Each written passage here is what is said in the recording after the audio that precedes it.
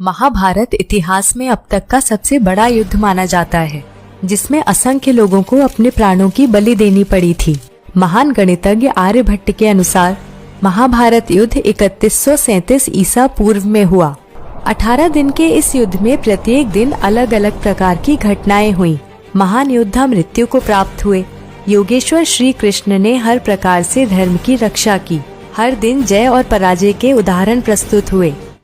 आपसे निवेदन है, हमारे साथ इस वीडियो के अंत तक जुड़े रहिए।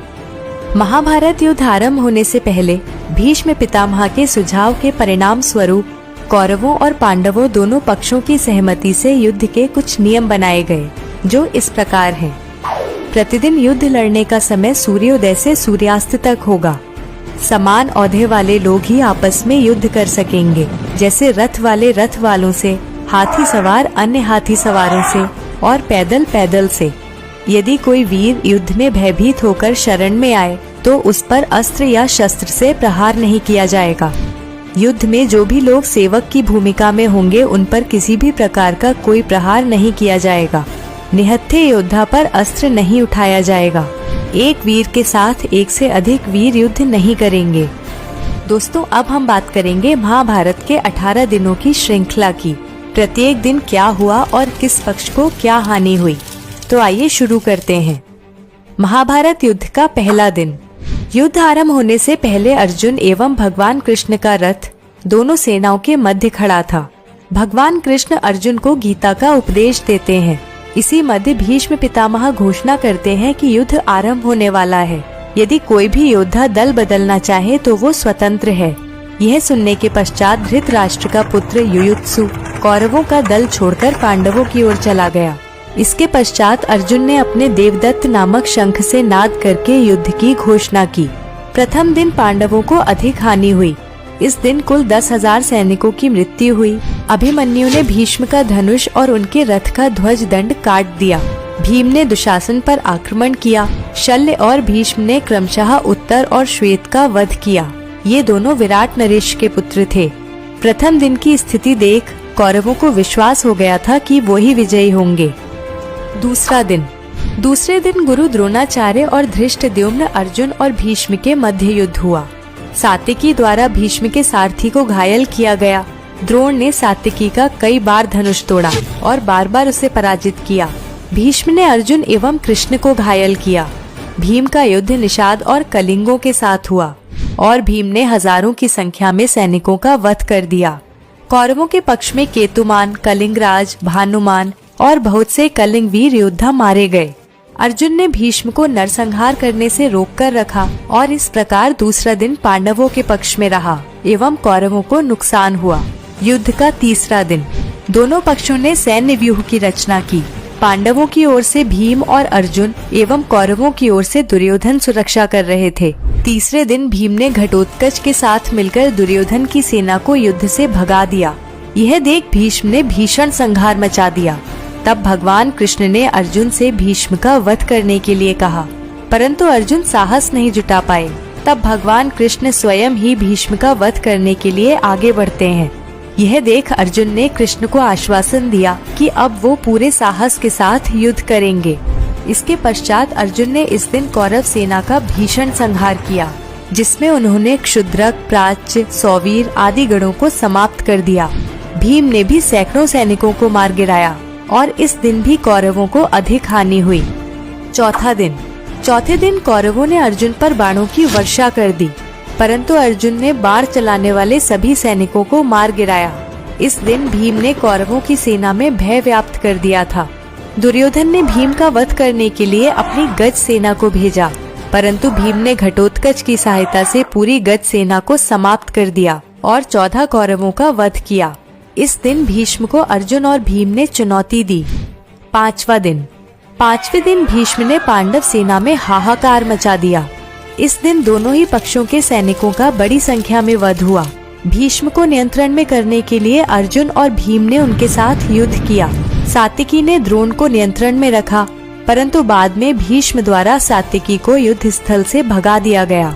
इस दिन सात्यकी के 10 पुत्र मृत्यु को प्राप्त हुए। छठा दिन। दोनों पक्षों ने अपनी अपनी सेनाएं युद्ध क्षेत्र में उतारी। पांडवों की सेना मकर व्यूह आकार और कौरवों की सेना क्रोंच व्यूह आकार की थी। दोनों सेनाओं में भयंकर युद्ध हुआ और दुर्योधन अपनी सेना की हानि देखकर बार बार क्रोधित होता रहा, परंतु भीष्म उसे समय समय पर समझाते रहे और इस दिन के अंत में भीष्म ने पांचाल सेना का संहार किया। 7वां दिन। 7वें दिन फिर से दोनों पक्षों ने भिन्न भिन्न आकृति में युद्ध क्षेत्र में अपनी सेनाएं एकत्रित की। पांडवों ने वज्र व्यूह और कौरवों ने मंडलाकार व्यूह की आकृति में सेना व्यवस्थित की। मंडलाकार में हाथी अनेक रथों के द्वारा, रथ अश्वारोहियों के द्वारा, अश्वारोही धनुर्धर के द्वारा और धनुर्धर सैनिकों द्वारा सुरक्षित किए गए। इस पूरी सेना के बीच में दुर्योधन था। इतनी सुरक्षा और युक्ति के बाद भी अर्जुन ने कौरवों की सेना में हाहाकार मचा दिया। इस दिन धृष्टद्युम्न द्वारा दुर्योधन को पराजित किया गया। अर्जुन की दूसरी पत्नी उलूपी के पुत्र इरावान ने विंद और अनुविंद को परास्त किया। नकुल और सहदेव ने शल्य को युद्ध क्षेत्र से भगा दिया। दूसरी ओर भगदत्त ने घटोत्कच को युद्ध क्षेत्र से भगाया और भीष्म ने पांडव सेना का भयंकर संहार किया। इस दिन विराट पुत्र शंख मारा गया, जो कौरव सेना के लिए एक बहुत बड़ी हानि थी। 8वां दिन। पांडवों ने 3 शिखर वाले व्यूह की रचना की और कौरवों द्वारा कछुआ व्यूह की रचना की गई।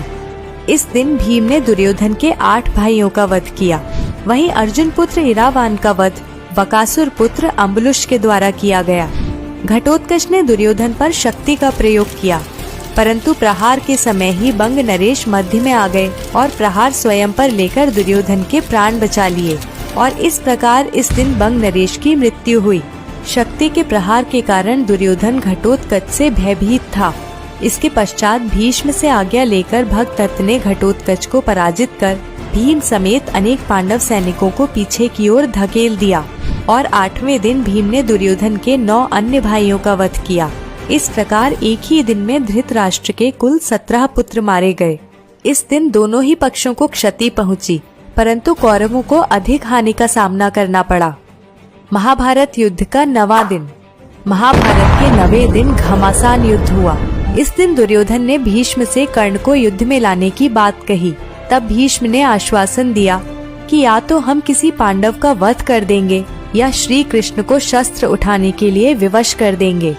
इसके पश्चात भीष्म ने अर्जुन के रथ को ध्वस्त कर अर्जुन को घायल कर दिया और अंततः श्री कृष्ण को युद्ध में शस्त्र न उठाने की प्रतिज्ञा तोड़नी पड़ती है और कृष्ण अर्जुन के रथ का पहिया उठाकर भीष्म की ओर दौड़ पड़ते हैं, परंतु कुछ ही क्षणों में वे शांत हो जाते हैं। इस दिन भीष्म ने पांडवों की सेना का भारी संख्या में वध किया, जिस कारण पांडवों को 9वें दिन बहुत बड़ी हानि का सामना करना पड़ा।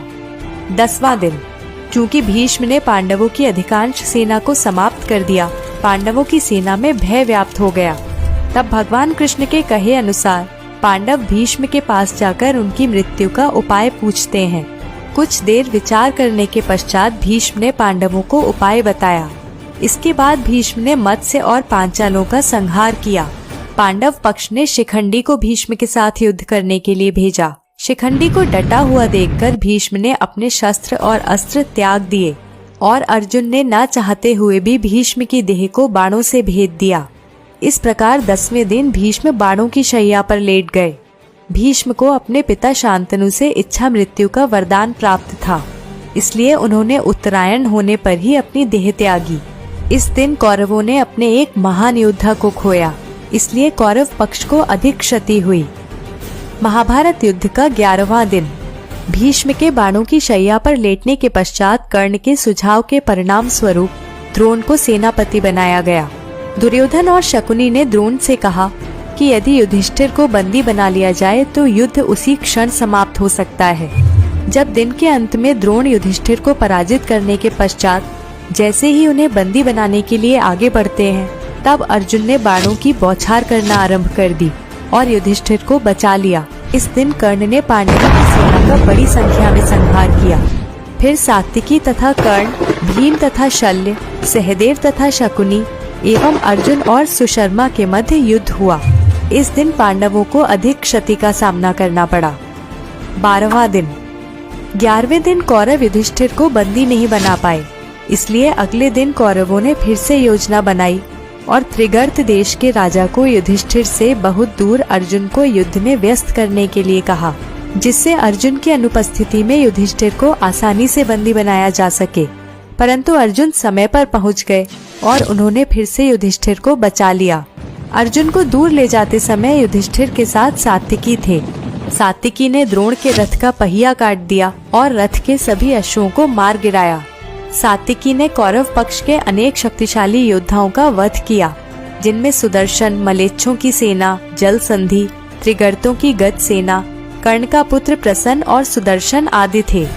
भूरिश्रवा ने हर बार सात्विकी को पराजित किया और हर बार उसे अर्जुन और कृष्ण द्वारा बचाया गया। इस दिन दोनों ही पक्ष बराबर की टक्कर पर थे। 13वां दिन, दुर्योधन ने राजा भगदत्त को अर्जुन से युद्ध करने के लिए भेजा। भगदत्त ने भीम को पराजित किया और इसके पश्चात भगदत्त और अर्जुन का युद्ध हुआ और इसी बीच भगदत्त ने अर्जुन पर वैष्णवास्त्र से प्रहार किया।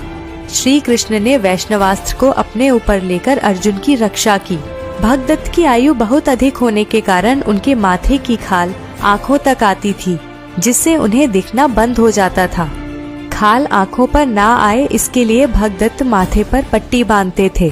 अर्जुन ने भगदत्त पर प्रहार कर उनके आँखों की पट्टी खोल दी, जिससे भगदत्त को दिखना बंद हो गया और इसी अवसर का फायदा उठाकर अर्जुन ने भगदत्त का वध कर दिया। इसी दिन ऐतिहासिक व्यूह चक्रव्यूह की रचना कौरवों द्वारा की गई। युधिष्ठिर के लिए रचे गए चक्रव्यूह को तोड़ना केवल अभिमन्यु ही जानता था, परंतु चक्रव्यूह से कैसे निकलना है ये अभिमन्यु को ज्ञात नहीं था। अभिमन्यु के साथ युधिष्ठिर, भीम और अन्य लोग भी थे। जैसे ही वे चक्रव्यूह के द्वार पर पहुँचे, उन सबको जयद्रथ ने रोक लिया और केवल अभिमन्यु ही प्रवेश कर सका।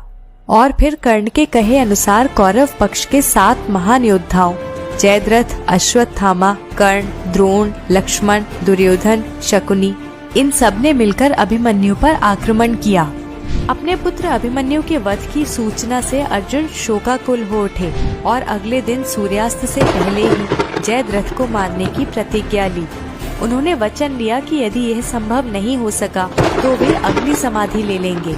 इस दिन पांडव पक्ष मजबूत रहा, परंतु पांडवों को अभिमन्यु की मृत्यु के कारण एक बहुत बड़ी क्षति का सामना करना पड़ा। 14वां दिन, अर्जुन की अग्नि समाधि प्रतिज्ञा को सुनकर कौरव बहुत प्रसन्न हुए, क्योंकि वे जानते थे कि जयद्रथ जैसे महान योद्धा को इतने कम समय में पकड़कर उसका वध करना अर्जुन के लिए संभव ही नहीं है। और साथ ही कौरवों ने निश्चय किया कि जयद्रथ को किसी भी कीमत पर वे बचाकर ही रहेंगे और अर्जुन को अग्नि समाधि लेने के लिए विवश होना पड़ेगा। द्रोण ने आश्वासन दिया कि वो जयद्रथ को बचा लेंगे और उन्होंने जयद्रथ को सेना के सबसे पिछले भाग में छिपा दिया। 14वें दिन युद्ध आरंभ होने के बाद भूरिश्रवा ने सात्विकी को घेर लिया। इससे पहले वो सात्विकी के 10 पुत्रों का वध कर चुके थे। जैसे ही वो सात्विकी का वध करने के लिए आगे बढ़े, उसी समय अर्जुन ने भूरिश्रवा के हाथ काट दिए और तभी सात्विकी ने उसका सिर धड़ से अलग कर दिया। उधर द्रोण ने तीखे भालों का प्रयोग कर द्रुपद और विराट दोनों का वध कर दिया। इसके पश्चात भगवान कृष्ण अपनी माया से सूर्य को ढक लेते हैं, जिससे यह प्रतीत हुआ कि सूर्यास्त होने वाला है। यह देख अर्जुन अग्नि समाधि की तैयारी करने लगते हैं। दूसरी ओर छुपा हुआ जयद्रथ अर्जुन की अग्नि समाधि देखने के लिए अर्जुन का उपहास करते हुए बाहर आता है। तभी भगवान कृष्ण सूर्य को अनावृत कर देते हैं और उसी क्षण अर्जुन जयद्रथ को मारकर उसका सिर उसके पिता की गोद में गिरा देते हैं। इस दिन दोनों ही पक्षों को बराबर की क्षति हुई। 15वां दिन, गुरु द्रोण और उनके पुत्र अश्वत्थामा ने अपनी विजय लगभग निश्चित ही कर ली थी। पांडवों का पक्ष कमजोर देखकर श्री कृष्ण युधिष्ठिर को एक युक्ति बताते हैं, जिसके अंतर्गत अश्वत्थामा के मरने की झूठी सूचना फैलानी थी, परंतु युधिष्ठिर को असत्य बोलना स्वीकार नहीं था। तब भीम ने अवंतीराज के हाथी अश्वत्थामा का वध कर दिया। इसके पश्चात युद्ध क्षेत्र में बात फैल गई कि अश्वत्थामा मारा गया, परंतु हाथी। इसी बीच श्री कृष्ण ने शंखनाद किया, जिससे द्रोणाचार्य को अंत के 2 शब्द नहीं सुनाई दिए। उन्होंने केवल इतना ही सुना कि अश्वत्थामा मारा गया और द्रोण को लगा कि उनका पुत्र मृत्यु को प्राप्त हो गया है। यह सुनकर वे शोकाकुल हो उठे और उन्होंने उसी समय शस्त्र त्याग दिए। इसी समय द्रौपदी के भाई धृष्टद्युम्न ने तलवार से उनका सिर काट दिया। इस दिन कौरव पक्ष ने अपने सर्वश्रेष्ठ योद्धाओं में से एक को खो दिया, इसलिए कौरवों को अधिक क्षति पहुंची। 16वां दिन। द्रोण का वध होने के बाद कर्ण को सेनापति घोषित किया गया। कर्ण पांडव सेना का भयंकर संहार करता है। उसने नकुल और सहदेव को भी पराजित किया, परंतु अपनी मां कुंती को दिए वचन से बाध्य होने के कारण वो उनका वध नहीं करता। इस दिन घटोत्कच ने युद्ध स्थल में आकर कौरवों में तबाही मचा दी। उसे नियंत्रण में कर पाना संभव ही नहीं था। तब दुर्योधन ने कर्ण से अमोघ शक्ति का प्रयोग घटोत्कच पर करने के लिए कहा।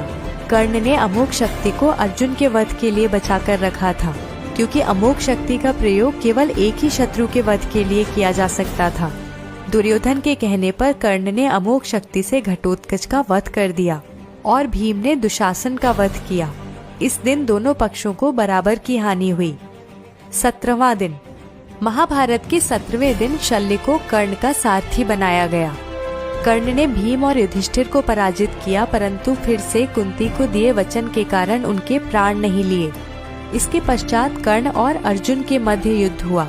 युद्ध के बीच कर्ण के रथ का पहिया धरती में धंस गया और वो पहिया निकालने में व्यस्त हो गया। इसी के चलते श्री कृष्ण ने अर्जुन को कर्ण का वध करने का आदेश दिया। इस प्रकार अर्जुन ने असहाय अवस्था में कर्ण का वध किया। कर्ण की मृत्यु के पश्चात कौरव पक्ष का मनोबल पूरी तरह टूट चुका था। कर्ण के बाद शल्य को सेनापति घोषित किया गया और दिन के अंत में शल्य का वध युधिष्ठिर के द्वारा किया गया।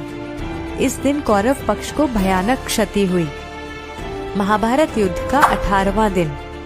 18वें और अंतिम दिन कौरवों के श्रेष्ठ योद्धाओं में से केवल 3 शेष थे: अश्वत्थामा, कृतवर्मा और कृपाचार्य। अश्वत्थामा ने प्रतिज्ञा ली कि वो इस दिन पांडवों का वध करेगा। इन तीनों योद्धाओं के द्वारा रात्रि में पांडवों के शिविर पर आक्रमण किया गया। अश्वत्थामा ने द्रौपदी के 5 पुत्र पांचालों, शिखंडी, धृष्टद्युम्न समेत अनेक योद्धाओं का वध किया। पिता की छल पूर्वक मृत्यु से अश्वत्थामा ने बहुत ही आक्रामक रूप ले लिया था और उसने ब्रह्मास्त्र का प्रयोग किया, जिससे रणभूमि में भयंकर संहार हुआ। अश्वत्थामा का भयानक रूप देख भगवान कृष्ण ने उसे कलयुग के अंत तक धरती पर भटकने का श्राप दिया। इसके पश्चात सहदेव ने शकुनी का वध किया और भीम ने दुर्योधन के अन्य भाइयों का वध किया।